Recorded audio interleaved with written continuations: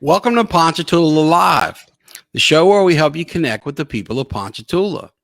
I'm your host, Parker Layrisson, and today I bring to you another fantastic guest.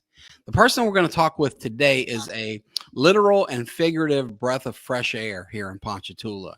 She is bright and fun and funny and beautiful, and so is her work. She is one of the top floral designers, not just here in the local area, not just in the state or even in the country, but really in the entire world. She's an award winning, critically acclaimed, just outstanding in her field, top of line expert. And I can't wait for her to share that story with you. You've probably figured it out by now. I am, of course, talking about Samantha Bates, the owner and lead floral designer at Especially For You Florist. Samantha, welcome to the show. Hi, Parker. Thank you so much for having me.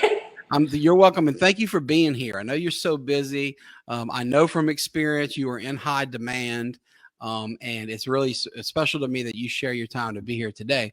Yeah, And it's folks, my to our pleasure. viewers at home, what makes this really special for me is Samantha did the flowers for our wedding, and they were incredible. And don't just take my word for it. More importantly, they satisfied and exceeded the expectations of my beautiful wife, Brandy. You may Thank you. recognize That her means a up there. lot. And she's very hard to please. She knows what she likes. She's got great style. And she was over the moon for what you did for us now over 10 years ago on our wedding day in April. So I know Brandy will be happy to hear, Samantha, that you were my guest today. I don't delude myself into thinking she watches the show. She's probably feeding or bathing our No, boys right please, now. yeah. But why don't we kick things off if you don't mind, Samantha? Just tell us a little bit about yourself. Perfect. Yeah. So I'm Samantha Bates. I have a shop here in Ponchatoula. It's called Especially For You Floral. We're right on Main Street, Pine Street. Uh, and it's been a blessing. This community has just been amazing and welcoming. 'Cause I'm not originally from here. Uh, but I have And I been, think that would surprise a lot of people and I know I was wrong about that because I yeah. always assume when I see the name Bates that you must certainly be related to the many great Bates. Well, some have been on our show, Yes, I married a Bates. you married a Bates, right? I But tell us married a about you. So Bates. so where are you from and tell us just a little bit about the difference between where you lived then and where you live now. Absolutely. So I'm originally from the West Bank outside New Orleans, Okay. and I left there right after high school and went Hmm. up here for college for Southeastern. And I met my husband at Southeastern.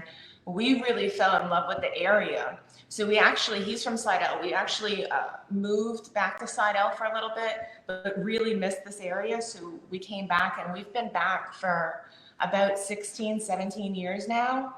So it's been great. I feel like I'm from here now. Yes, so it's a double love story. We've got you guys Yeah. falling in love and the successful marriage that came from that, and your love of the community. That's neat. Speaking of love, folks are already sharing the love with you. Oh, awesome. Our friend Shannon Wright here, she says she loves your work. You always Oh, do a great job. oh, Shannon, thank you. Shannon, of course, you're right. And we want to thank you for tuning into the show. And I'll take this quick opportunity to let anybody else who might be watching know that if you're watching our show live right now on Facebook, you have the opportunity to leave a comment. So put your comment down below. I will do my very best to get to Samantha. And if you have a question for her about floral design, about any of these competitions that she's competed in and excelled in that we hope to talk about today, whatever, feel free to comment and we will do our best like we've done with Shannon here, to bring you on board. So, Shannon, thanks again. So, Samantha, it sounds like a pretty neat little love story there. Would you mind telling us about that? Because I found we've done probably 75, 80 shows so far. And one thing I get a lot of feedback on, positive feedback, are the love stories that have been told here. We've learned about how people met their husbands, wives, and first dates and whatnot. If your husband won't kill you for going there, and if you don't mind sharing, Yeah. you mentioned y'all met at Southeastern. What was that like? It was great. He's a year older than me, so we met my freshman semester, Hmm. and we got serious and started dating my second semester. So He wasted no time. He was going to it was lock that pretty down freshman quick. year. Smart man. Yeah, we met, and it just kind of bloomed from there. I like what you did there. Yeah, you like Good that? wordplay. Always flowers. That's great. Well, tell us this. Speaking of always flowers, how did that passion develop? How did you get started in that I business? actually fell into it. Um, I was a visual art major at Southeastern, so art Hmm. has always been in my life in one way, shape, or form. And I was working at a corporate job it just wasn't a good fit, and I knew that. I knew I wanted to be back in my art roots. Right. Uh, so we were at dinner one night with my in-laws, actually. And my father-in-law leaned over to me and he was like, he was like, I was thinking about this. You would really make a good florist. And I kind of sat on it for a second, and I think I was quiet the rest of the dinner. And on the way home, I leaned over to my husband. I was like, I was like, I think he's got a good idea there. Right. Right. So it was very quickly after that I walked into the flower shop that I own now, and I told them, I said, I want to work here and I need a job here. And And it was located right there where it still is it on Main was right Street. where it was. Okay. Yeah. I And remember that era well, and when you took over, because of course I was working across the street. My law firm was on yes. upstairs. So neat. Yeah, Yeah. it was a pretty quick transition. And I remember coming home the first day and telling him, this is what I'm supposed to be doing. I love this. Yeah. This is what I'm going to do. And 9 months later, we actually had the opportunity to buy the shop. And we answered within about 12 hours, like, yes, we're doing it. Wow. So does that mean that maybe your boss, the then owner, approached you about the possibility of buying, and you and your husband were able to decide that quickly? What was Yeah, that yeah. conversation I like? told How him, did I that said, I go? know this is right. This is what I'm Right. supposed to be doing. Hmm. And we took a giant leap, and Yeah. it's really Absolutely. paid off. I love coming to work. I work at home on projects for work, and I just truly enjoy all of it. So Hmm. I'm very passionate about the industry. I'm very passionate about educating our clients about how to properly care for everything that goes home with them, and just in flowers in general. Yeah. Well, definitely going to dig deep about all those topics, flowers in general, your passion, your performance, your success, these competitions. But I want to first ask a little bit about how you like, being a business owner and a professional in that little part of the world, that little block of Ponchatoula, because I imagine your perspective coming from out of town, having a husband who's from out of town, not one of those Bates, if you will, Yeah. 2 blocks away from Harris Seafood, where it's Yes. the local Bates, Miss Brenda, if you're listening, wonderful folks. But for me, I was doing business across the street from there for 12 years in Andy Mhm. Edwards' old Gateway building, and loved it, loved it, loved it. But it's because I always wanted to be there growing up there. My mom literally had an antique store downstairs in the same building when I was a Oh, I kid. didn't So know it just, that. yeah, yeah. She and Dr. Walker's wife, Nietzsche Walker, had Layrisson Walker Limited. My best friend Will Richardson was basically their janitor all through high school, and the kind of their maintenance man. But for you, you chose to be there. You didn't grow up there. So what's it been like? I mean, clearly you must love it because you stayed and you're so successful. You could do what you do anywhere in the world. Kind of, what's it like there on your little piece of paradise in Ponchatoula? So I do. I get to travel a lot with my flower designs and programs. Coming back home to here is always a treat. It's always a highlight.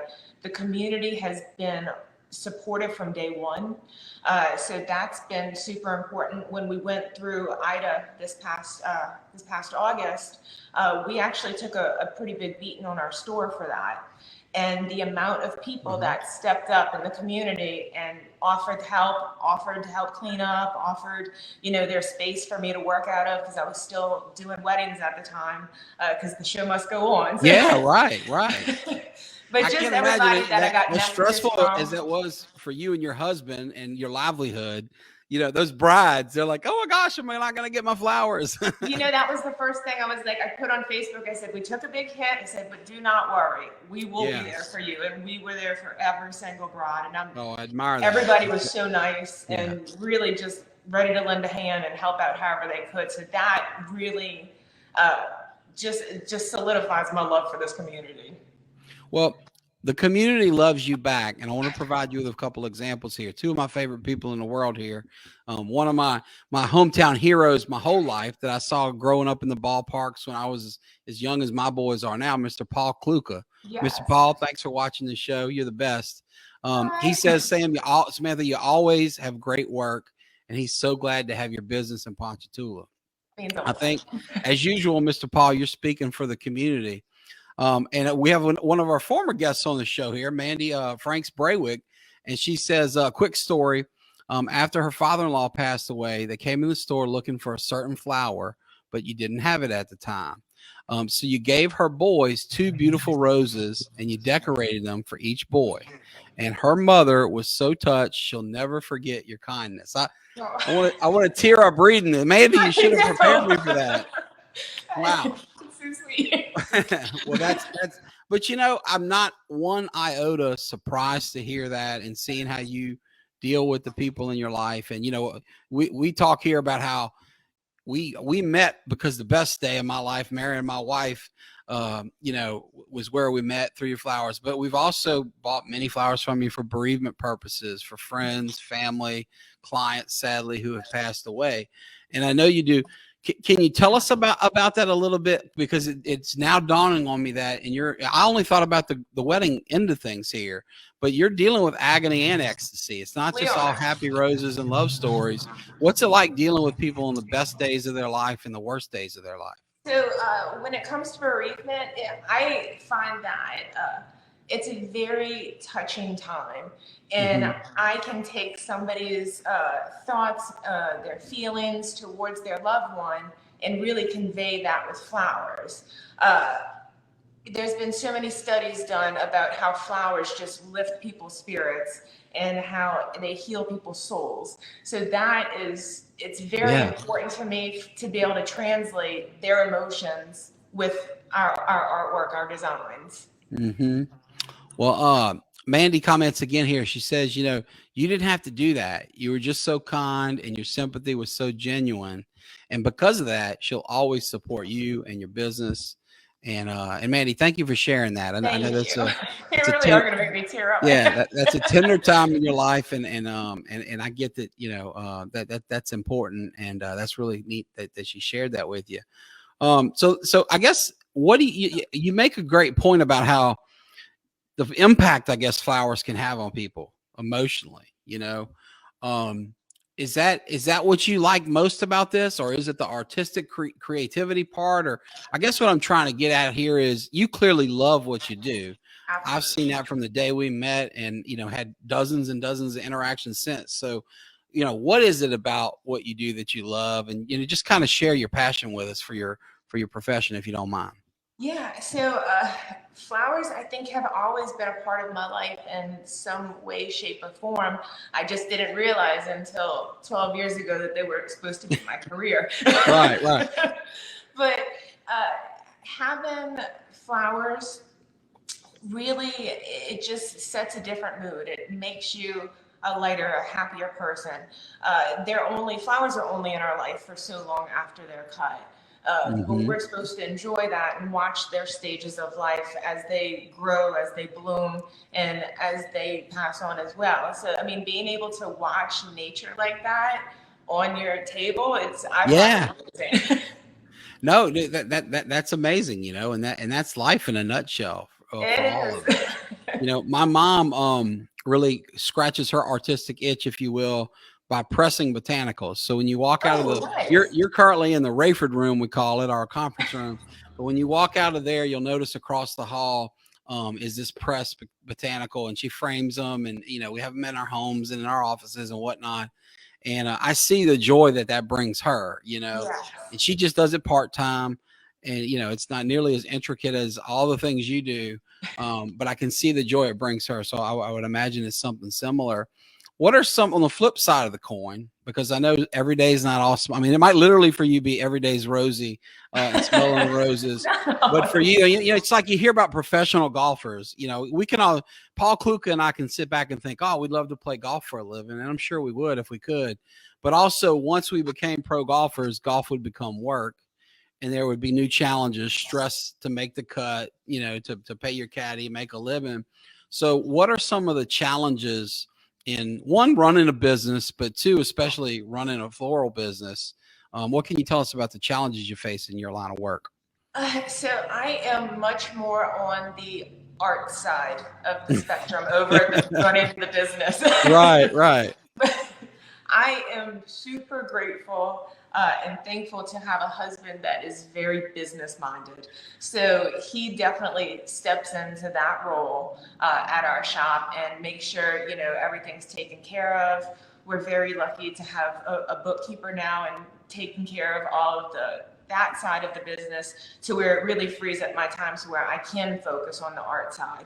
And I mean, Yeah, in any art, there is days where you're just not feeling as inspired, or you're having, you know, of almost like a course. writer's block. It Yeah. just doesn't come natural that day. And working through that and finding inspiration is always, it's an up and down thing. I bet. Well, it sounds like you guys are very complimentary. It's like beautiful flowers and that vase of water that they need to prop them up and sustain them.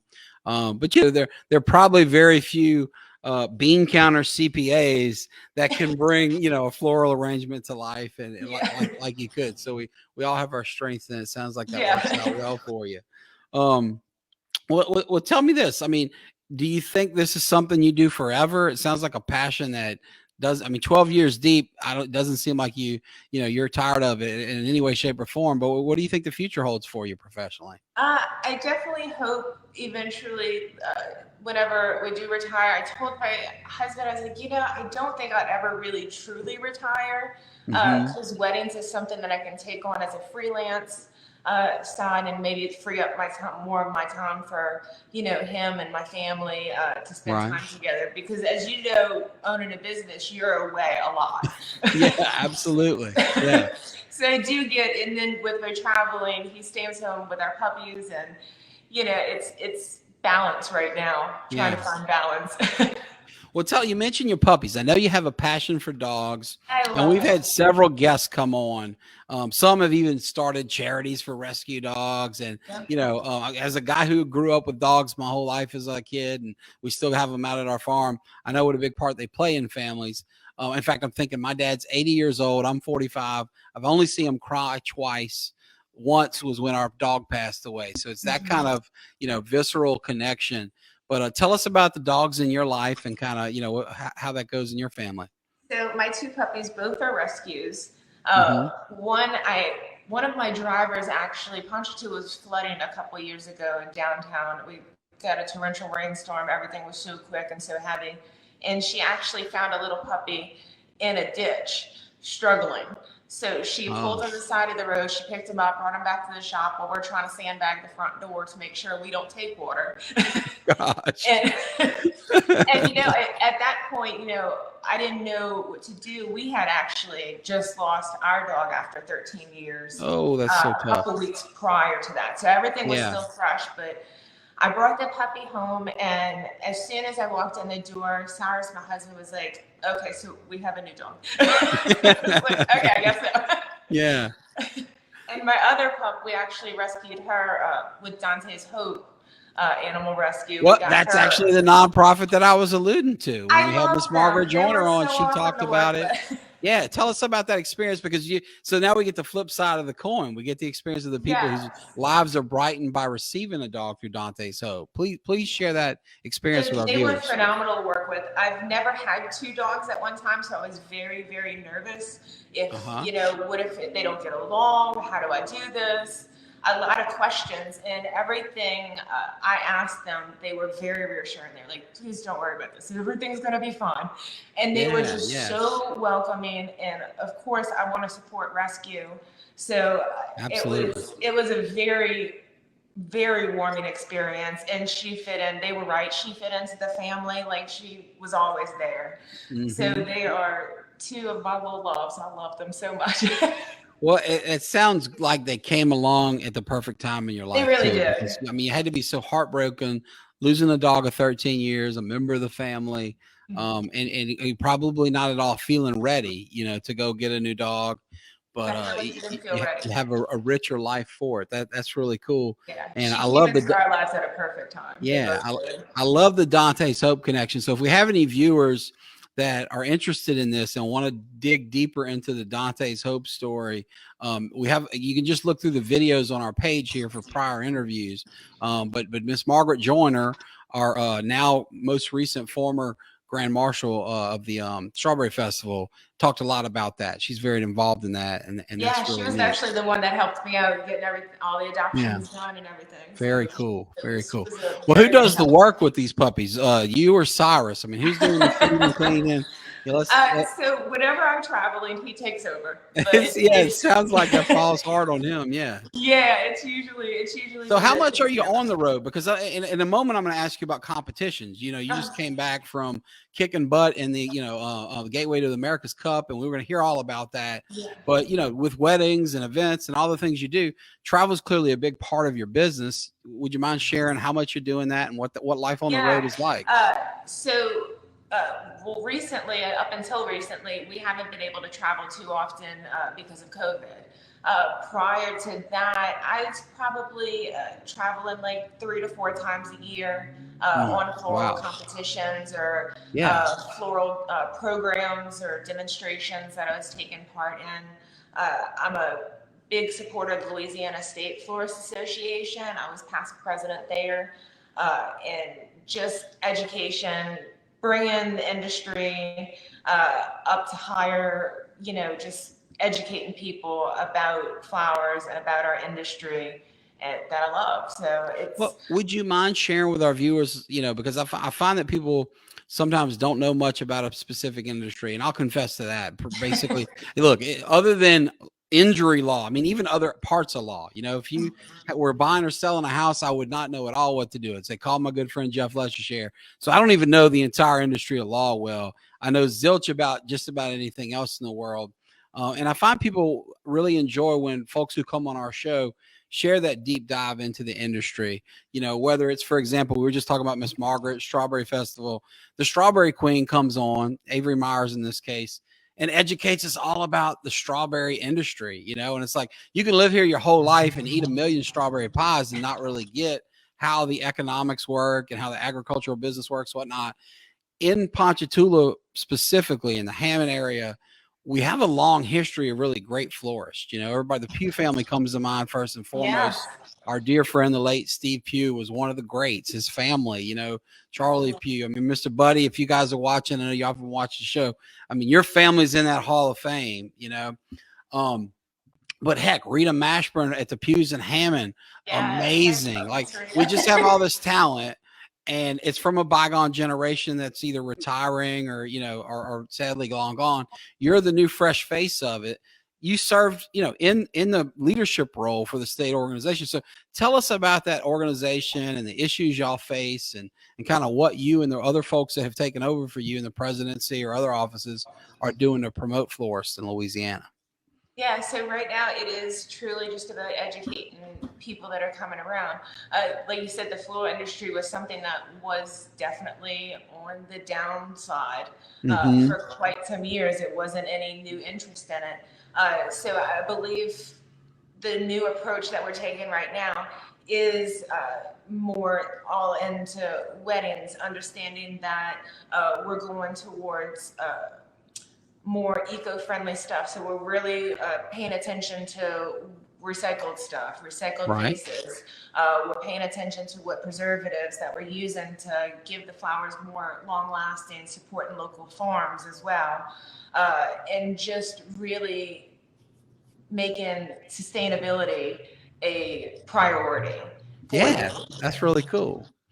Well, let's dig into the big kind of I've alluded several times to these competitions. And, I'm burying the lead here, trying to keep people, wait. Now, we've dangled the carrot long enough. It is well known in the community that you just made Ponchatoula very proud by going off to compete in the Gateway to America's Cup. And I think you took second overall. So you won second overall in this big, highly prestigious, truly international, amazing competition. So before we get into the exact specifics of that, and I promise we will, let's talk about competition florists, in general, because again, I think people don't know a ton about that. We had Mrs. Louisiana, Sandy Price, on the show a while back, and she educated us all on how that works, and what this, and we were, I was, for one, was surprised to hear that the queens were supportive of one another instead of all being at each other's throats. So tell us, if you will, what, you mentioned 3-4 times a year you're in competition all over the country and all over the world, basically. What's that like? And just bring us into that world, if you don't mind.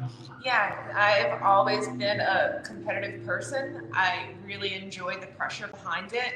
And for the floral competitions, what a lot of people don't realize is a lot of the times we don't know anything that we're walking into. Any of the competitors, you're walking into a blank slate. You don't know. So it's almost you are given a time limit. Some give you themes or something that they're looking for in your design, and like you said, you're given the time limit, you're given a bucket of flowers or 2 buckets of flowers, maybe. You're given supplies, and then they say go. So then it's like you really have to sit down and you have to compose yourself and really just think about what your design wants to say. So it sounds like these Top Chef shows or whatever, but with flowers. That's almost exactly what it's like. Wow. That's cool. So it's a very pressure, time-oriented thing, and just really trying to make sure that whatever you're designing is hitting all the points that the judges of what they're looking for. And the judges on these competitions are very intimidating. Oh, I bet. I mean, I bet there's like those cooking shows where you have the best chefs in the world judging you on your souffle. And that's exactly our last competition. It was previous World Cup competitors, and it was very prestigious designers that you look up to. Yeah, wow. Well, you mentioned the World Cup. How's that World Cup structure work? Because from the little I know, it sounds to me like the soccer World Cup, in that it only comes around every 4 years, like the Olympics or something. It's extremely tough to get in. I mean, if you would, tell us how that works. So as far as the Floral World Cup, every country that has a florist that has a score that they're looking for would be invited, but it is only one competitor per country. I know next year it's going to I think they have a couple of new countries that will be in it this year that scored high enough. They have competitors that scored high enough to be able to enter.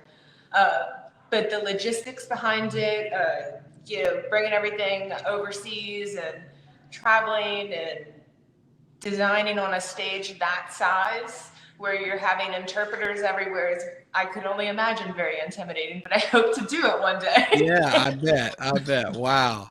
It sounds like, to me, I'm thinking of that Will Ferrell movie with the Eurovision song contest where the whole world comes, or at least Europe comes together. Well, let's dig deep into this most recent competition where you did so well, the Gateway to the America's Cup. Just walk us through that, if you don't mind, from the decision to go or the process to get there. And then eventually we want to hear, what did you do? What was the focus, the artistic creative choices? Go for it. Yeah, so the Gateway to America's Cup is actually an invitational competition. So only those invited are allowed to go and compete. They try to get as many countries as possible. This past time, I think we had 25 competitors and there was 18 countries represented. So once you receive an invitation, that's kind of when you start planning. They start to send out schedules. It's a tiring competition because it lasts over 3 days. You are allowed to bring an assistant to kind of help you, and they're allowed to be in your booth for a short time period before they have to exit and you have to finish. So who was your assistant? Who drew the? Yeah, so my assistant was actually, she's a mentor from day one for me. Her name's Lucinda Pelche, and she's actually out of the Scott area, the New Iberia area. She's out of. There you go, throwing another, kind of famous Ponchatoula name at us, but they're from out of town.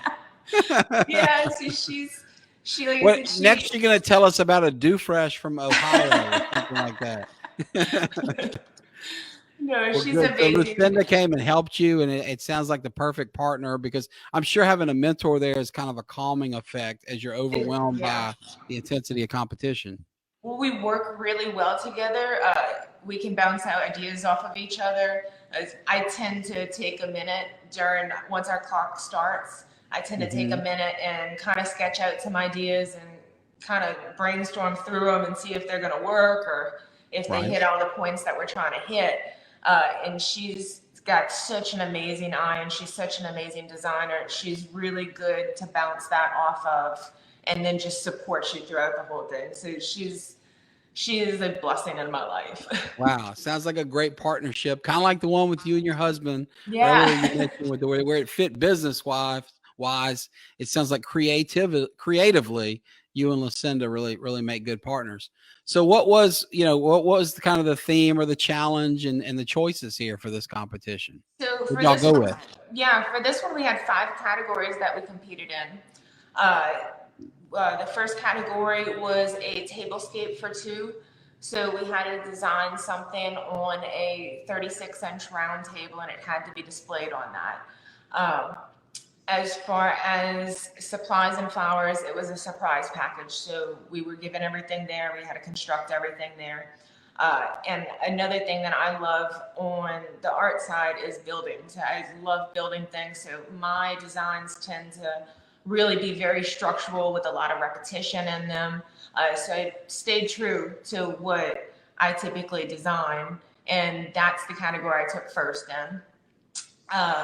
Let's see, the second category was sponsored by the Fern Trust Cup, and that one was in all foliage. So Fern Trust is a company that they specialize in foliage, so they wanted to see their product displayed in the most artistic way possible. So it was no flowers, just all different types of foliages and granaries that we had to design with that one, and that one was a surprise cup as well. Sounds like a lot of surprises in these competitions. Yeah, they like to really put your mind working, your physically working.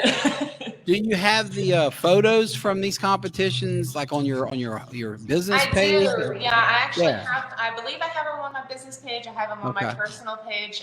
I'm pretty sure I did post them on. Yeah. It was such a whirlwind going. I know you're busy. If we have time after this, or if anybody watching could do this, we'd appreciate it. Maybe we can put in the comments here below the interview a link to those photos. Absolutely. Because I saw them. I don't know whether they popped up in my feed from following, because I follow you personally, your business, obviously, especially for you florists. But yeah, guys, you ought to check this out. It's really amazing the kind of work that Samantha does, and it's cool. It's just not your everyday expectation of the Ponchatoula person next door. I mean, when people think of your shop right there, when we're in Paul's Cafe, literally 100 or less feet away, we're not thinking about somebody who's basically facing down that top chef level florist competition, with what'd you call it, a surprise package? And the surprise package. that's the intensity of that, and it's like those shows there that give you, here are your ingredients, go make something, but with you it's really neat. Well, tell us, I want to circle back, if you don't mind, to a topic we kind of started the interview on, and that is weddings. Okay. That's Danny Lynn Dennis, thank you for posting that link there. We greatly appreciate your help on that. So folks, if you're listening now, I think we do now have a link to her page where you can go see the photos. But weddings, okay, clearly this can be the biggest day in your life, okay? And for me as a groom, I just wanted it to be perfect for my wife. I met Brandy at the Strawberry Festival in 2010. She was way out of my league. Somehow, luckily, miraculously, only through the grace of God, she likes me back and says yes when I ask her to marry me. So all I really want is her to have her perfect day. And and you could see looking up there, she looked perfect. Okay. To dress, all that could be done ahead of time. But the flowers, have to kind of come, they're organic, literally. They have to come along organically. And, she was just so ecstatic with the product that you delivered to us. That made me so happy to see her big, booming, beautiful smile. Only today, 10.5 years later or whatever, do I realize that we were the first wedding you ever did. You were the first. I didn't tell you that. No, and nor should you, as we talked about off air. Once upon a time, 20 years and 1,200 or so clients ago, I had a first client. And if I told that guy hey, whose life was on the line, figuratively for whatever I was handling, hey, you're my first client, they would have fallen out and fainted. So that's cool. But what's it like at this point now, 10 years later? You have dealt with so many brides, so many big days. Just tell us, the wedding industry is its own thing. The florist angle to it is a specific part. What's that like working with weddings? I love weddings. I've always had a passion for weddings. I love when we do our initial consultation with the bride to go over her vision and figure out what she's doing and help plug in some more ideas to really get her theme and her inspiration onto a fully finished product.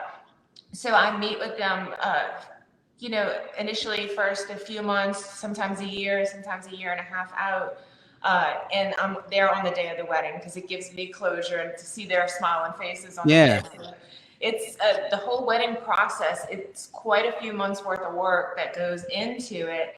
And as far as like the flowers go, a lot of people don't realize is that when we send out flowers for every day, like birthdays and anniversaries, we want you to enjoy your flowers for 7 to 10 days. So I want them to be at their closest, their tightest, so that you can enjoy watching them open and bloom throughout their lifespan. And for weddings, we need them to be open at their most perfect on that day at that time. So a lot of times we're having to get the flowers in a week to a week and a half prior to the wedding to start conditioning them and working them to get open so they're perfect when we're designing them and dropping them off on wedding day. So it's a lot that goes into it. It's a lot that goes into it, and it sounds like a lot of pressure too. Yeah, there's not a big. I enjoy it so much. I don't even know if I want to get to make new things or new designs, or if I have a bride that's open to ideas and inspiration.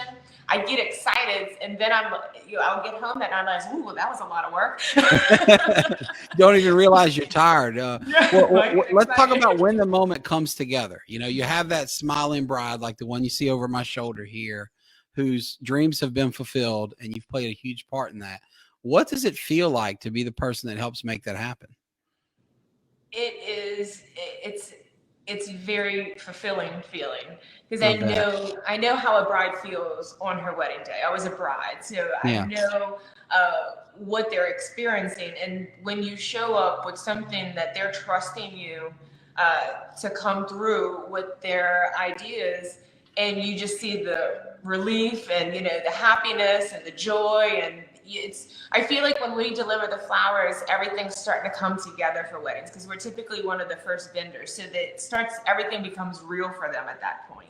And so just like, eyes light up and we get to talk about stuff. And typically we're going down and starting to do reception decor and church decor or venue decor and getting everything set up and they get to watch us do all that. So it's exciting for them. I get to go home at night because I have a lot invested in them as well because I've worked with them for months, if not a year. Yeah. And what I noticed with you and Brandy is y'all develop a relationship, because absolutely. you're kind of in the trenches together with this common, goal of making this day special. And it doesn't just turn off like a switch because the job's over and you're on to the next wedding. It sounds to me, and correct me if I'm wrong, but it sounds to me like you are one of those rare people. I forget the saying that, find something you love and do it and you never work a day in your life. But you seem to be like the type of person that has found a passionate calling of sorts, made it your profession.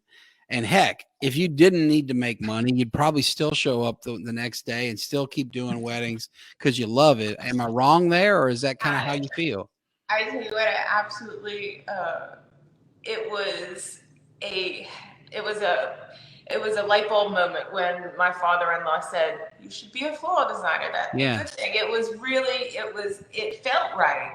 And it still feels right today. And that was, 11 and a half years ago. So it's something I just have a true love for it. So, I mean, everybody has their days, but for the most part, I get to go happy. Yeah. No, that's amazing. That's I'm so happy for you. You deserve it, and it's kind of cool to see that happen because that's a special thing that almost never happens in real life. I mean, it's that's cool. Well, it seems like in a world where you love what you do and do what you love, you may not have the need for other outlets for fun like some people. The guy who hates his job and clocks out like Fred Flintstone and can't wait to be done probably enjoys golf as an escape. Other than your dogs, other than your flowers, obviously you love your husband and y'all like to do things together. What do you do for fun? I mean, aside from work, what are you into? So,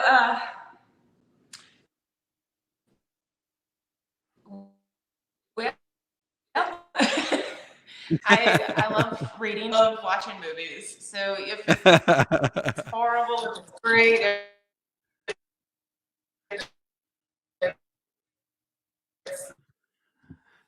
Samantha, I think our connection may be dimming there. I'm sorry. Okay, are you with me? I think. Yeah, I'm here. Oh, there we go. Okay, I'm sorry. I heard you say you love watching movies, and other than that, I got kind of a buzz. I hope our viewers had a better listening experience than I did. Well, cool. Well, look, I promised you I would get you out of here at a reasonable hour, and so we're not going to be here much longer. But I do want to follow up on kind of a topic we hit on earlier, which is being from the West Bank, being married to a guy from Slidell, being so talented, internationally acclaimed, one of the top florists in the world. You're too modest to say that, but your friends like me can say that for you. There's proof in the awards and trophies and all that. You could literally do this anywhere in the world and succeed because there are brides all over the world that need flowers. Okay.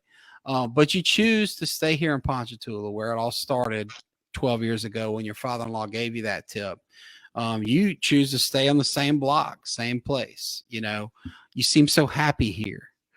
Why Ponchatoula, and what about this little community that's brought you in that you speak glowingly about is special and keeps you here?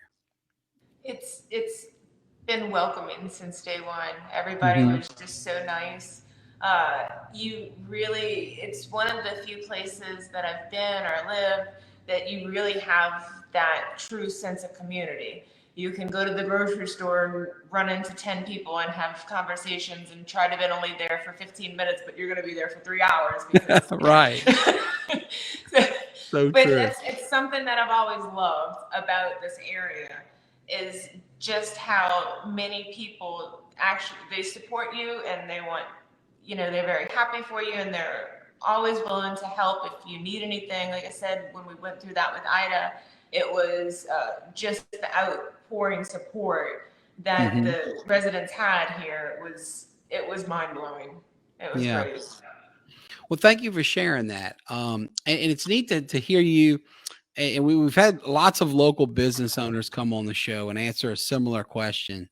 And everybody's got a little bit different angle because we're all coming. I mean, we all have rent to pay or a mortgage to pay, right?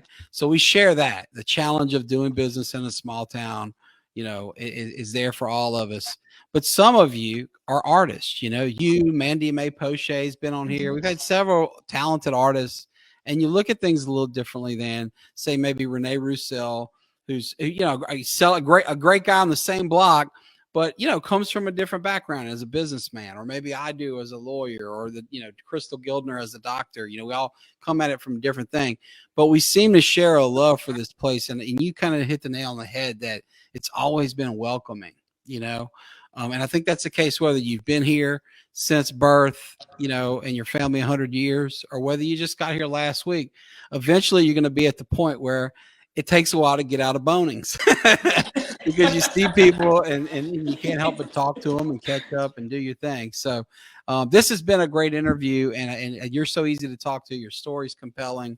But it's a lot like just meeting a friend at Bonings, and while we're waiting for that ham to get shaved or whatever, we're catching up and talking about. Before I let you go, is there anything else at all you'd like to share about your life, about your business, about your passions, your interests, just anything at all? Yeah, I'll just reiterate how much, I love the community. I love what I do and I love serving the community. And in the way that I can with flowers. So it's something that is truly a passion of mine, and I'm really very thankful to be here with you today. So this has been a fun experience. Well, thank you. The feeling is mutual, and it's been so nice to have you here.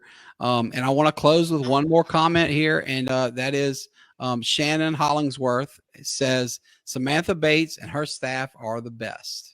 And Shannon, you're definitely right. So thank you for Shannon, to everybody else that watched the show, listened to the show.